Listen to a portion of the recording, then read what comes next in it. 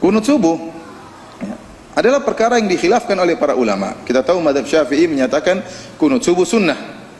Sementara kalau kita pelajari secara sanad, bahwasanya sanad hadis yang menyatakan disunahkannya kunut subuh, sanadnya lemah, tidak bisa dijadikan dalil. Tetapi ini masalah khilafiyah yang muktabar, khilafiyah yang kuat.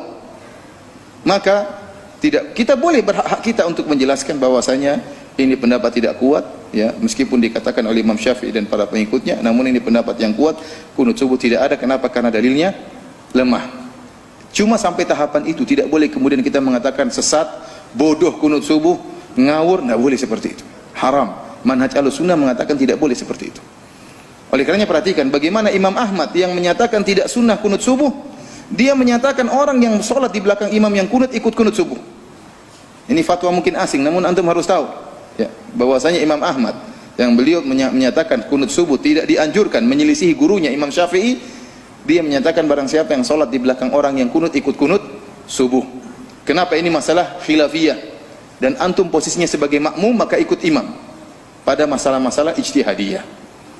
Beda kalau imamnya sholat asarnya 5 rakaat, ya jangan diikuti. Ini masalah jelas, tidak boleh. Sekarang masalah kunut subuh, masalah ijtihadiyah, dan ini berat terkadang bagi sebagian kita yang terbiasa menyelisih imam, menyangka kunut subuh itu bid'ah. Maka kalau kita ikut begini berarti ikut apa? Terjerumus dalam bid'ah. Padahal tidak demikian. Bahkan saya tidak menemukan perkataan Imam Ahmad menyatakan bahwasanya hal itu adalah bid'ah. Cuma dia mengatakan tidak sunnah, bahwasanya yang sholat di belakangnya silakan mengikuti. Dan ini juga yang difatwakan oleh Syekhul Islam Ibnu Taimiyah rahimahullah dalam Majmu' Fatawa. Beliau mengingkari kunut subuh, artinya beliau tidak menerima kunut subuh. Kunut subuh menurut beliau tidak sunnah. Tetapi beliau sendiri menyuruh orang untuk ikut kunut subuh di belakang imam yang kunut kalau posisi dia sebagai makmum.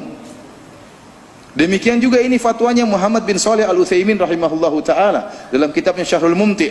Dia mengatakan bahwasanya orang yang jadi makmum di belakang imam yang kunut subuh, maka dia juga ikut kunut subuh. Yang kita sedihkan memang timbul dari dua belah pihak yang tidak paham. Dari pihak yang tidak mau kunut subuh dan dari pihak yang kunut subuh. Dari pihak yang kunut subuh menganggap kunut subuh seakan-akan kewajiban sholat. Kalau tidak kunut subuh seakan-akan sholatnya tidak sah, kurang. Dan ini juga salah. Padahal Imam Syafi'i tidak pernah mengatakan wajib. Paling maksimal hukum kunut subuh hanyalah sunnah, tidak sampai pada derajat apa? Wajib. Sementara kita dapatkan sebagian orang Indonesia, nggak tahu di Malaysia ya, kalau imamnya tidak kunut subuh dia tidak mau sholat di situ. Bahkan kalau imamnya tidak kunut subuh dia sholat ulang. Bahkan imamnya kalau tidak kunut subuh dia bilang subhanallah, subhanallah. Imam juga bingung, seakan-akan suatu perkara yang apa?